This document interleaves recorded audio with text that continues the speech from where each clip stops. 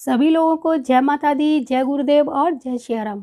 आज मैं आपको पितृदोष के बारे में कुछ बताने जा रही हूँ। पितृदोष किन कारणों से होता है, पितृदोष के लक्षण और उनका निवारण, और एक रामबाण उपाय भी आपको दूंगी जिससे आप पितृ विसर्जनी अमावस्या में करके पितृदोष से काफ़ी हद तक छुटकारा पा सकते हैं। तो पितृदोष क्या होता है, पहले हम ये जानते हैं। जब पितृदोष हमारे घर में आ जाता है या उसके शुरुआती जो लक्षण होते हैं उसमें हमारे घर में सुख की कमी होने लगती है। पितृदोष के आने से घर में जो आपस में सदस्य हैं उनका प्रेम कम होने लगता है।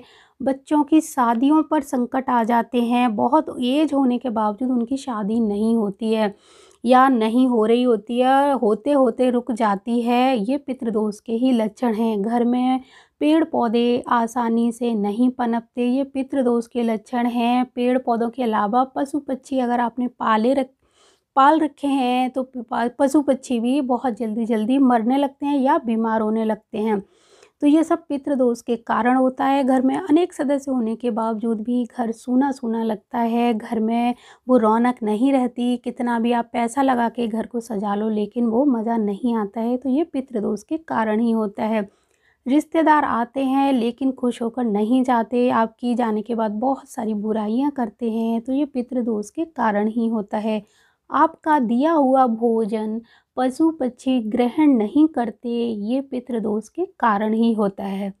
तो आइए अब हम जानते हैं कि पितृदोष के जो कारण हैं वो किस वजह से उत्पन्न होते हैं। तो सबसे पहले हम बात करते हैं कि अगर हमने किसी जीव की हत्या की है या पशु पक्षियों को सताया है या गौ माता पर अत्याचार किया है तो ये पितृदोष लगता ही लगता है।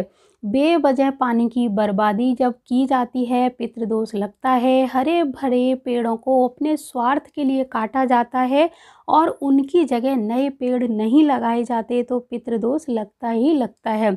जहाँ स्त्रियों का मान सम्मान नहीं होता, उनको बहुत ज़्यादा त्रासदा दी जाती है, उन पर अत्याचार किए जाते हैं, वहाँ पितृदोष पनपता है। बुजुर्गों की सेवा नहीं की जाती, बुजुर्गों पे अत्याचार होते हैं तो पितृदोष लगता ही लगता है। जब इस तरह की चीज़ें किसी घर में हो रही होती हैं तो ये पितृदोष हमारी 3 पीढ़ियों को बर्बाद कर देता है। इस बात का हमेशा ध्यान रखें। आज आपने किया है लेकिन आपका किया हुआ आपकी आने वाली पीढ़ियां भुगतेंगी, इसीलिए ये ना सोचें कि हमने किया है हमें तो कुछ भी नहीं हो रहा है, लेकिन 3 पीढ़ियों तक, 2 पीढ़ियां तो इतना नहीं झेलेंगी, लास्ट वाली जो पीढ़ी है वो इतना झेलती है कि वो बर्बाद हो जाती है।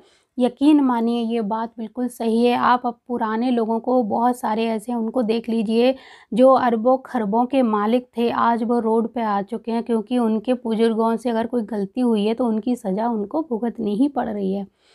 चलिए वो उसका तो अब हम कुछ नहीं कर सकते, लोगों की सोच नहीं बदल सकते, लेकिन हाँ जो सही है बस वही मैंने आपको बताया। लेकिन जो इन बातों को मानते हैं और इनको सुधारना चाहते हैं उनके लिए मैं उपाय भी आपको बता रही हूँ। इसके अलावा कुछ और दो मतलब इसके जो लक्षण हैं वो मैं आपको बता दूँ कि पितृदोष जब लगता है तो या फिर उसके जो उपाय हैं किन लोगों को करने चाहिए। जैसे आपके घर में अगर 4 दरवाजे हैं चारों दिशाओं में तो पितृदोष उससे भी पनपता है, इसलिए आप जो चारों दिशाओं में दरवाजे हैं उनमें से एक दरवाज़ा ही खुला रखें, बाकी बंद कर दें। इसी तरह अगर 5 दीवारें बनी हुई हैं, 4 दीवारी बोली जाती है, 4 की जगह आपने 5 दीवारें निकाल रखी हैं, कोना बना हुआ है। अगर घर के आंगन में आपने पानी का कोई कुआँ हो मतलब या हैंडपंप या पानी का कोई स्रोत बनवाया है, इससे भी पितृदोष लगता है। तो इसका भी निवारण यही है कि आप इनको यहाँ से हटा दें, इसको बंद कर दें। ठीक है, अब हम जानते हैं कि पितृदोष के जो उपाय हैं वो क्या कर सकते हैं। तो आपको हर गुरुवार या शनिवार को कुष्ठ रोगियों को सेवा भाव से भोजन कराना है पका हुआ, और ये उपाय आप अमावस्या के दिन भी कर सकते हैं। हर अमावस्या को लोगों को जल पिलाना शुरू करें, जल की सेवा ले लें। जिनका घर शेरमुखी है वो लोग भी ये उपाय करें, कुष्ठ रोगियों को खाना खिलाएं, जल की सेवा सबको प्रदान करें। जिनके यहाँ पे पानी की दिक्कत है वहाँ तक पानी पहुँचाएं, लोगों को पानी बांटना शुरू करें। जिनकी सीढ़ियों के नीचे स्टोर रूम बनाए वो लोग भी यही उपाय करें क्योंकि वो भी पितृदोष के अंदर ही आता है। उसके अलावा भी पितृ विसर्जनी अमावस्या आ रही है, उसमें आपको एक हवन करना है। ये पितृदोष को रोकने के लिए बहुत ही ज़बरदस्त और रामबाण उपाय है। आपको सामग्री में एक नारियल लेना है, पानी वाला जटा वाला नारियल लेना है, एक हल्दी की गांठ लेनी है, हवन सामग्री शुद्ध देसी गाय का घी लेना है, एक लोटा जल लेना है, उसके अंदर काले तिल डालने हैं। हवन सामग्री रख लेनी है, एक गाय का उपला लेना है। हवन सामग्री में घी मिलाकर आप पितृ विसर्जनी अमावस्या वाले दिन बैठेंगे। घर के सारे सदस्य, हर सदस्य के लिए ये सामग्री है, यानी एक सदस्य की सामग्री मैंने बताई है। इतनी ही सामग्रियां आप जितने मेंबर हैं उनके लिए अलग अलग ले लीजिए। हल्दी की गांठ लेनी है, हल्दी की गांठ ना मिले तो आप हल्दी की माला ले सकते हो या हल्दी की गांठ में से कोई एक चीज़ लेनी है।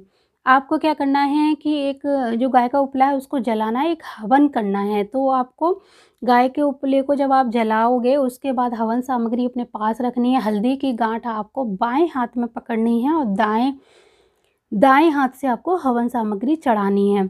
108 बार आपको हवन सामग्री की आहुतियाँ हवन में देनी है और आपका जो मंत्र है वो होगा ओम ग्राम ग्रीम ग्रौम सह गुरुवे नमः।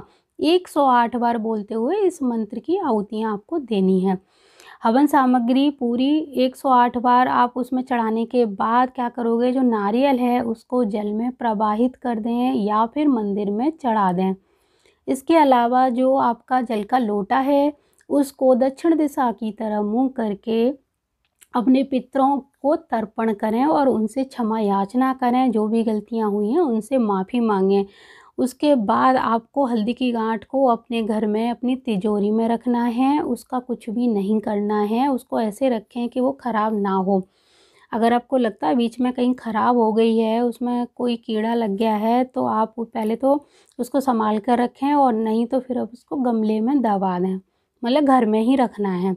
ये पितृ विसर्जनी अमावस्या को अगर आप करते हैं, जिनके घर में ज़बरदस्त वास्तु दोष है या फिर पितृ दोष है, वो ये उपाय करते हैं तो उनको काफ़ी हद तक इस उपाय से करने से राहत मिलेगी इस पितृ दोष से। और आपको एक बात बताऊं कि जितना बड़ा पितृ दोष होता है उतने ही बड़े उपाय हमें करने पड़ते हैं। पितृ दोष जब हावी होने लगे तब ये उपाय आप शुरू कर दीजिए जितनी जल्दी हो सके। और जब ज़्यादा पितृ दोष है वो हर अमावस्या को ये उपाय करते हैं तो बहुत लाभ मिलता है। आजीवन करते हैं तो जीवन में आपको कभी कोई ऊंचाइयां छूने से नहीं रोक सकता। आजमाया हुआ उपाय है, सालों से किया जा रहा है, लोगों को बहुत फ़ायदा हुआ है। और बाकी जितने भी मैंने आपको कारण और लक्षण बताए बस वो सब बंद कर दीजिए आप, तो पितृदोष अपने आप ठीक होने लगेगा। तो फिर मिलते हैं किसी नई जानकारी के साथ किसी दिन। तब तक के लिए जय माता दी, जय गुरुदेव और जय सिया राम।